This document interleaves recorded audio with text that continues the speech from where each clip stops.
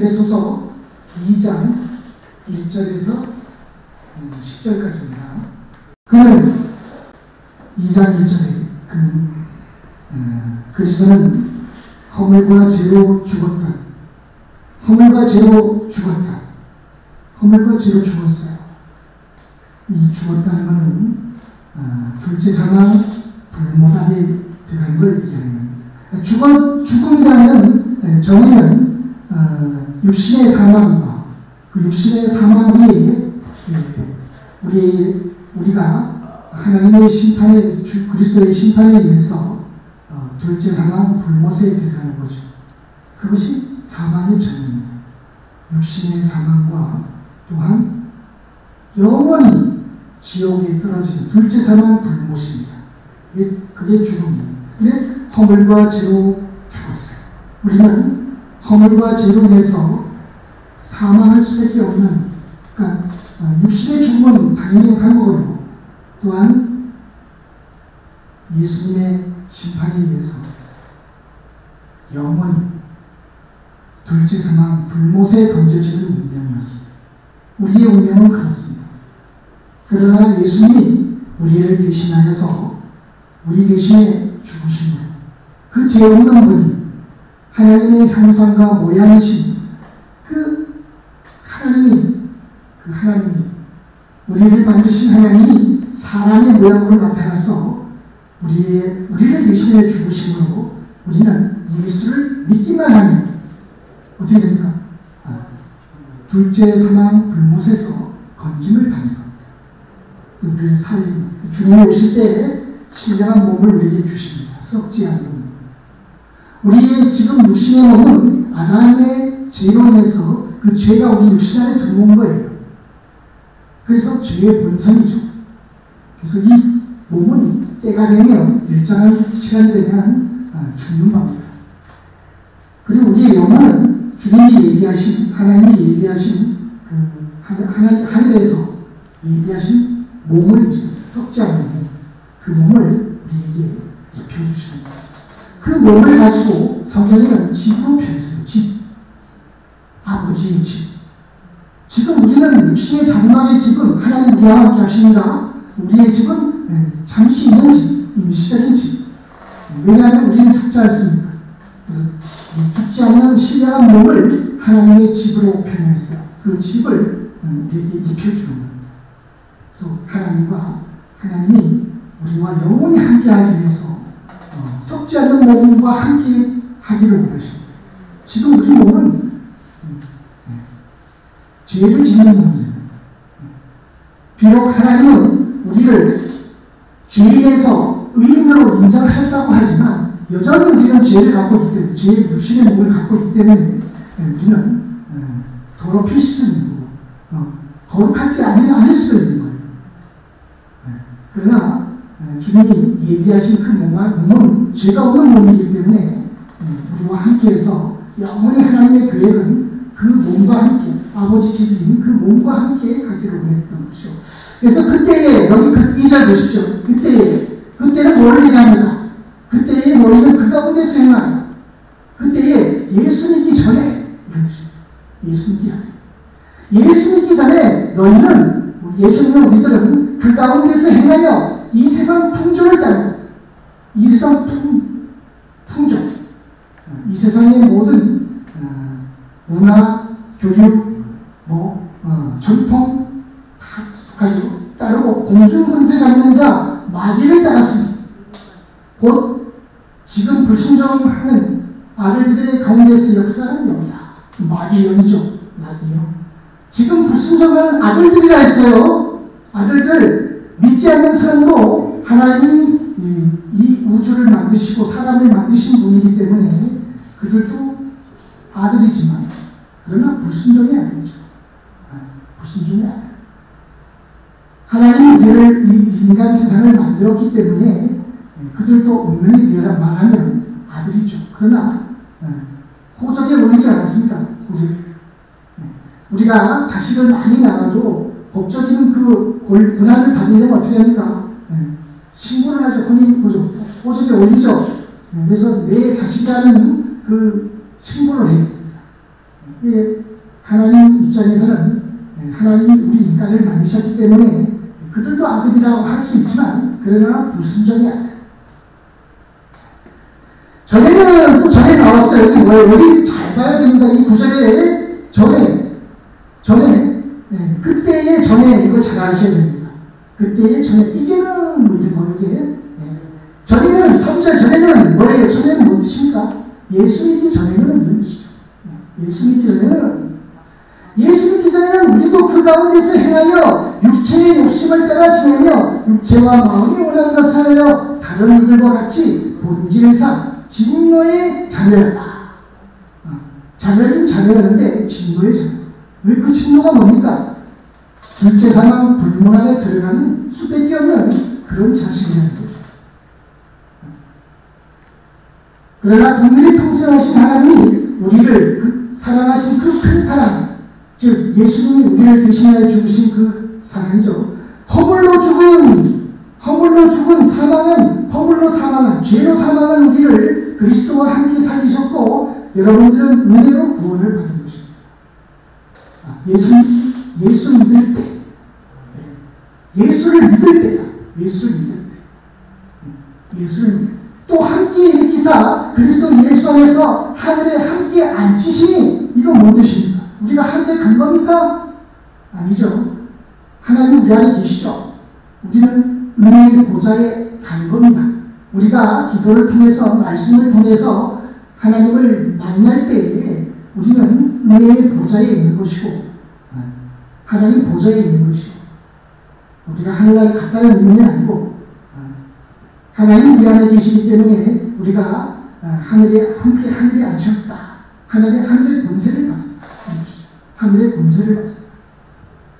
이는 그리스도 예수 안에서 우리에게 자비하심으로써 하나님의 자비로서 그 은혜의 지극히 풍성함을 오는 여러 세대에 나타나려 합니다. 지극히 여기 보면 그 은혜의 지극히 풍성함, 하나님의 빛의 풍성함입니다. 너희는 그 은혜를 인하여 믿음으로 말미암아 구원을 받았으니 이것이 너희에서 난 것이 아니요 하나님의 선물이라. 행위에서 난 것이 아니요 여기서는 행위입니다. 예수 믿기 전에 우리는 어떠한 선한 행위를 통해서 구원받은 것이 아니죠. 이는 누구든지 자랑하지 못하게 합니다. 우리는 그가 만드신 하나님이 만드시는 바라 그리스도 예수 안에서 선한 일을 위하여 지으심을 받은 자니 이 일은 하나님이 전에 예비하사 우리로 그 가운데에서 그 하나님 가운데에서 행하게 합니다. 많은 사람들은 너희는 은혜로 구원을 받은 것이라 5절을 얘기합니다. 그러나 여기 끝 10절 보십시오. 누구든지 행위로 난 것이 아닌 누구든지 자랑하지 못하게 하니라. 우리는 그가 만드신 바라 그리스도 예수 안에서 선한 일을 위하여 지음을 받았다. 그럼 어떻게 해야 됩니까? 선한 일을, 그 일이라는 건 뭡니까? 여기 10절에 이 일은, 선한 일은 하나님이 전에 예비하사 우리로 그 가운데서 행하게 하려 합니다. 선한 일을 행해야 합니다. 선한 일을 위하여 지음을 받았기 때문에. 자, 여기는 선한 일을 위하여, 이제는 우리가 처음 예수를 믿기 전에는 우리가 어떤 행위로 구원을 받을 수가 없었어요. 그러나 예수를 믿는 믿음으로 값없이 하나님의 은혜로 구원을 받았죠. 그 다음에 우리는 어떻게 해야 됩니까? 선한 행실을 가져야 합니다. 선한 행실을 가져야 합니다. 자, 이 부분에 대해서 우리가 여기 보면 11절에도 보면 그때 그러므로 생각하라. 너희는 그때에 예수 믿기 전에 육체로는 이방인이요 손으로 육체에 행한 할례를 받은 무리라 칭하는 유대인들로부터 할례를 받지 않는 무리라 칭함을 받은 이방인들이었다. 우리는 에베소 성도들. 그때에 12절 그때에 뭡니까? 그때에 12절 2장 10절 그때는 뭡니까? 예수 믿기 전에 이런 뜻이에요. 예수 믿기 전에 너희는 에베소의 신자들은, 에베소의 형제들은 그리스도 밖에 있었고 하나님 나라 밖의 사람들이었다. 언약의 약속들에 대해서는 외인이요 세상에서는 소망도 없고 하나님도 없는 자였다. 우리가 예수 믿기 전에. 이제는 봐봐요. 13절 이제는 뭡니까? 이제는 예수 믿은 이후로는 이런 뜻입니다. 예수 믿은 이후로는 전에 멀리 있던 너희가 그리스도 예수 안에서 그리스도의 피로 가까워졌느니라. 자, 이제 여기서 만회하면 시간이 없어서 여기는 우리가 믿을 때에 세 가지가 있어요. 우리가 예수 믿기 전에, 그 다음에 예수를 믿었을 때, 그 다음에 예수 믿은 이후에 어떤 거냐, 이런 거를 여기서는 성경을 잘 봐야 합니다. 그래서 우리가 예수를 처음 믿었을 때에 예수를 믿는 믿음으로 값없이 하나님의 은혜로 구원을 받았어요. 그 다음에 예수 믿는 이후에는 어떻게 해야 됩니까? 여전히 은혜하면 안 됩니다. 물론 은혜가 은혜죠. 하나님의 모든 은혜죠. 그러나 그 은혜를 얻기 위해서는 어떻게 해야 됩니까? 기도해야죠. 말씀을 읽어야죠. 그냥 은혜를 받을 수 있습니까? 안 됩니다. 성경을 읽어야 돼요. 그거 성경 읽는 거 쉽습니까? 아니요. 기도하는 게 쉽습니까? 그런데 은혜를 그냥 받으려고 그래요? 아니에요. 여기서 성경에서 얘기하는 부분은 은혜로 구원을 받았다는 것은 처음 예수를 믿었을 때를 얘기하는 거예요. 그러나 예수를 믿은 이후에 어떻게 살아가야 되는 겁니까? 그와 사람의 차이 중요합니다. 구약시대의 율법이 하나님이 모세를 통해서 십계명을 주셨죠. 그 다음에 성막에 관련된 규례, 레위 계통의 제사장, 그 성막과 관련된 레위 계통 제사장이 있어야 되죠. 그 제사장에 대한 규례, 제사에 대한 율례, 절기에 대한 율례, 그 다음에 음식 정한 것, 도전한 것에 관한 율례, 기타 등등의 율례. 자, 그런데 성막에 관한 규례에 있어요. 성막. 예루살렘 성전 파괴에 AD 70년에 이루어졌는데 티투스 장군이 예루살렘에 와서 예루살렘에 있는 성전을 파괴했어요. 그런데 그 이전에 초대교회와 율법행위에 대해서 한번 알아보려고 합니다. 예루살렘 교회가 있었고요. 예루살렘 교회는 솔로몬 성전이 있었죠. 아주 파괴되기 전이니까. 그래서 고린도 교회, 에베소 교회, 갈라디아 교회, 갈라디아 지역에 있는 교회, 빌립보 교회, 고린도 교회. 자, 그런데 여기 교회에 초대교회 때의 신자들의 구성은 어떻게 되어 있을까요? 자, 예수 믿는 혈통적인 유대교인들이 있었어요. 아까 전에 율법 행위를 했던 유대인들이 예수를 믿었어요. 그런 무리가 있었어요. 그 다음에 두 번째, 예수 믿는 이방인들이 있었어요. 그 다음에 유대인과 이방인의 부부의 자녀가 있었어요. 그러니까 미국인이 남자고 그 다음에 한국인이 여자, 이렇게 해서 결혼해서 나온 자녀도 있을 거고요. 그래서 초대교회 신자들은 이렇게 세 분류에 있었어요. 그러면 예수 믿는 혈통적 유대인들이 뭐라고 주장하느냐? 율법 행위를 피한다. 즉 이방인들을 만나지 말아야 한다. 전통을 많이 썼죠. 그런 여러 개 구성이 있어서 이제 서로가 싸우게 됐어요. 그래서 율법 행위를 해야 된다, 안 해야 된다. 근데 율법 행위와 선행행위의 차이가 있다는 거죠. 자, 모든 성경은 하나님의 감동을 입은, 잠깐만요, 여기에 AD 70년도에 티투스라는 장군이 예루살렘에서 성전을 파괴했어요. 그래서 성전이 없어졌어요. 성전이 없어졌으면 율법 행위를 할 수가 있습니까? 제사장이 뭐가 필요 있겠습니까? 성전이 없는데. 제사가 어떻게 할 수가 있겠습니까? 번제, 소제, 화제, 성전이 없는데. 절기들은 성전이 없어도 지킬 수가 있어요.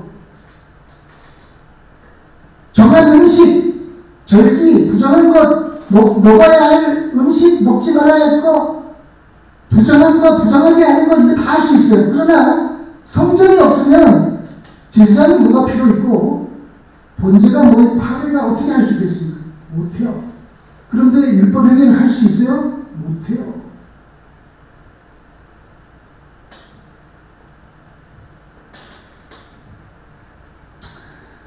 자, 그러면 우리가 오늘날 율법 행위를 한다 했을 때 할 수 있습니까?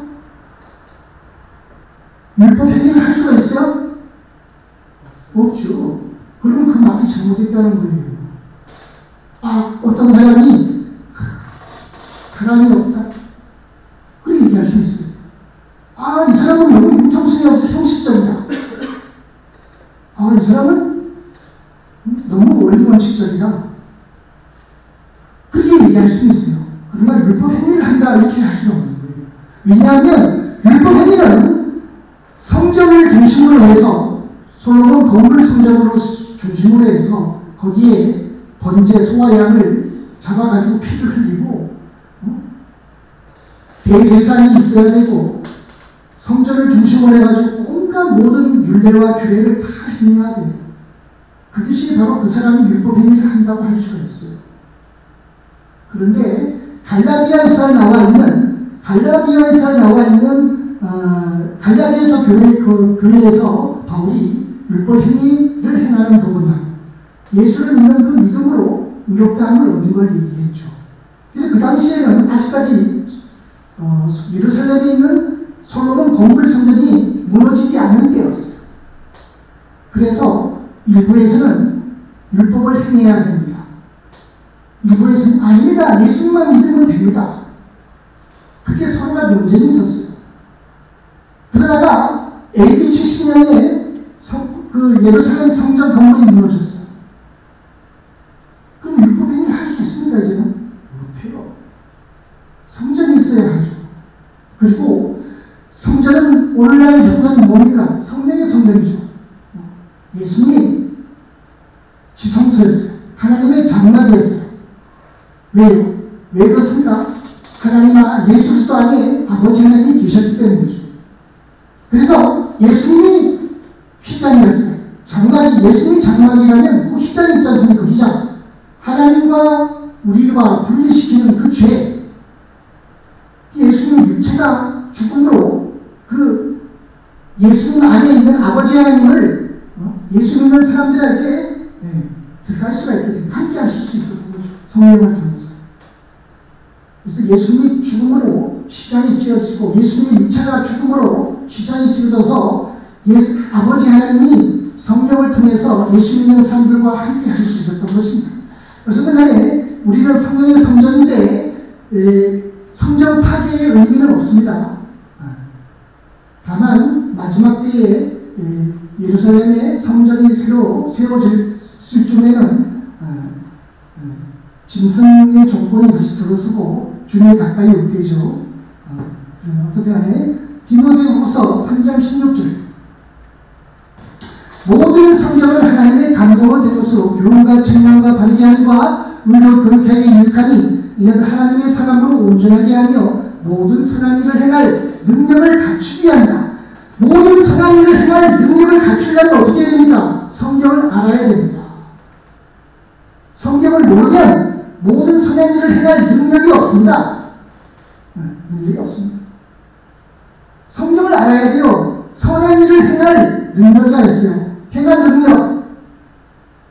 행위가 필요 없습니까? 행위가 필요합니다. 모든 선한 일을 행할 능력을 있다고 했지 않습니까? 모든 성경은 모든 선한 일을 행할 능력입니다. 이거를 갖추기 위해서 성경을 알아야 된다는 거죠. 자,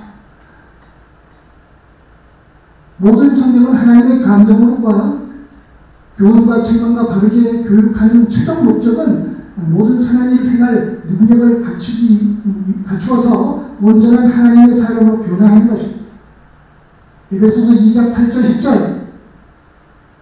자, 같이 읽어보겠습니다. 너희는 그 은혜에 의하여 믿음으로 말미암아 구원을 받았으니 이것은 너희에게 난 것이 아니고 하나님의 선물이라. 행위에서 난 것이 아니니 이는 누구든지 자랑하지 못하게 함이라.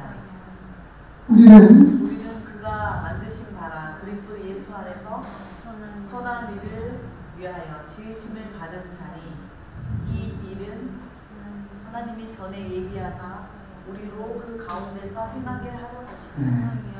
그렇게 얘기했단 말입니다. 이제 우리는 이제 예수 믿는 이유를 얘기하는 겁니다. 친구들은 이 구절은 신자들이 처음에 예수를 믿고 받은 구원은 예수 믿기 전과 과거의 어떤 행위를 인해서 구원받은 것이 아니고 하나님의 은혜에 의하여 예수 믿는 믿음을 통해서 값없이 하나님의 선물인 구원을 받았다는 것입니다. 그러나 하나님의 은혜로 값없이 하나님의 선물인 구원을 받은 신자들은 이제 선한 일을 위하여 지원받았기 때문에 선한 일을 행하는 성도가 되어야 한다는 것입니다. 자, 디모데전서 2장 10절 다 같이 읽겠습니다. 오직 선행으로 하기를 원하노라. 이것이 하나님을 경외한다 하는 자들에게 마땅한 것이니라. 선행으로 행하는 것 마땅하다.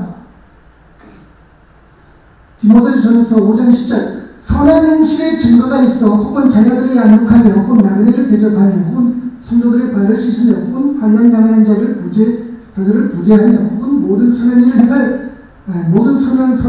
행하는 자라야 할 것이고, 물론 이제 가부에 대한 말씀입니다만 선한 행실, 모든 선한 일을 행하는 자 이렇게 나오죠. 베드로전서 2장 12절 너희가 이방인 중에서 행실을 선하게 가져 너희를 악행한다 하는 비방하는 자들로 하여금 너희의 선한 일을 보고 오시는 날에 하나님의 영광을 돌게 합니다. 그렇죠. 너희는 선한 행실을 선하게 가져 선한 일을 보고 행위 구원하는 사람에게 질문하였습니다. 예수님도 행위 구원자입니까? 예수님도 행위 구원자입니까? 이렇게까지 나왔어요. 오늘날 왜요? 마태복음 7장 21절 나더러 주여 주여 하는 자마다 천국에 들어갈 것이 아니요 다만 하늘에 계신 내 아버지 뜻대로 행하는 자라야 들어간다. 행한다. 그럼 예수님도 행위자입니까? 행위 구원자입니까? 네. 그런데 그렇게 행위 구원자 하는 분들이 있어요. 근데 그거를 왜 그렇습니까? 왜 그 행위 구원자라는 말이 나왔겠습니까? 과거에 우리가 예수를 믿기 전에 또한 현재 예수를 믿었을 때 그때 하고 또 예수를 믿은 이후에 이거를 몰라서 구분을 못해서 하는 겁니다. 그러므로 누군지 예수의 말씀을 듣고 행하는 자는 그 집을 반석 위에 지은 지혜로운 사람과 같으니 비가 내리고 창수가 나고 바람이 불어 그 집에 부딪히되 무너지지 않으니 이는 주초를 반석 위에 놓은 까닭이요 행하는 자는 예수의 말씀을 듣고 행하는 자. 예수의 말씀을 듣고 행하지 않는 자는 그 집을 모래 위에 지은 어리석은 사람과 같으니 여기도 행하지 않는 자. 교수님했고요. 교수도 했어요. 자, 이제 끝인데 율법행위와 선행행위 차이를 아셨습니까? 율법행위라 하면 성전을 중심으로 해서 모든 규례와 율례를 다 행하는 것을 얘기하는 겁니다. 그런데 성전이 없는데 어떻게 율법행위를 한다고 얘기할 수 있겠습니까? 어떤 사람에게 우리가 너무 사람이 차다 그렇게 얘기할 수 있어요. 너무 그 사람 온유하지 않다. 너무 원리 원칙대로 한 사람이다. 피 한 방울도 안 나온 사람이다. 이렇게 얘기할 수 있지만 율법 행위를 하는 사람이다 이렇게 할 수는 없는 거예요. 왜냐하면 율법 행위는 성전을 중심으로 해서 솔로몬 건물 성전을 중심으로 해서 번제단이 필요하고 휘장이 필요하고 등대가 필요하고 진설 떡상이 필요하고 분향단이 필요하고 온양대가 필요해야 됩니다. 그렇게 해야 율법 행위를 할 수가 있는 거예요. 그런데 성전이 없는데 어떻게 율법 행위를 할 수 있습니까? 아니죠. 선한 행위가 차이가 있는 거고 선한 행위는 우리가 마땅히 해야 되는 겁니다. 선한 행위. 성전 파괴가 전에 초대교회 때는 여러 사람들이 있었어요. 예수 믿는 혈통적인 유대인들, 예수 믿는 이방인들, 유대인들과 이방인 부부의 자녀들. 그래서 서로가 논쟁이 생겼고 성전을 중심으로 율법을 행해야 된다고 하는 주장하는 무리가 있었고, 아니다, 우리는 예수는 믿는 믿음으로 구원을 받는다 이렇게 할 수 있었어요.